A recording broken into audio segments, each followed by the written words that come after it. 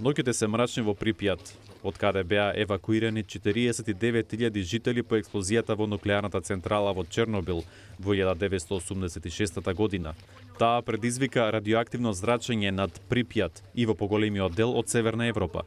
Но меѓународен тим на уметници донесе светлина и музика во напуштениот град, како и интерактивна дигитална скулптура наречена Артефакт.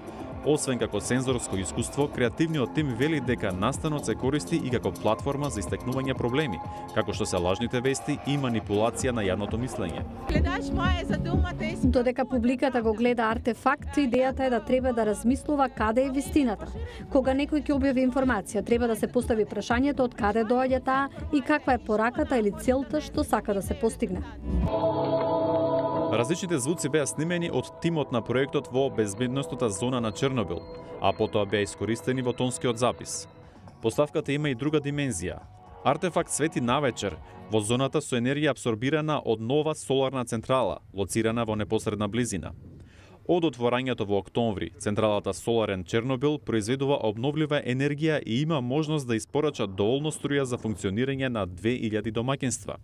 Бидејќи областа е се уште радиоактивна и непогодна за живење, украинската влада сака да ја користи областа за производство на обновлива енергија. Сметаме дека ова е најдоброто место за производство на соларна енергија. Овој простор претрпе многу со катастрофата од пред 32 години, а на овој начин се враќаме и у човештвото. А се враќа со уметност и корисна енергија.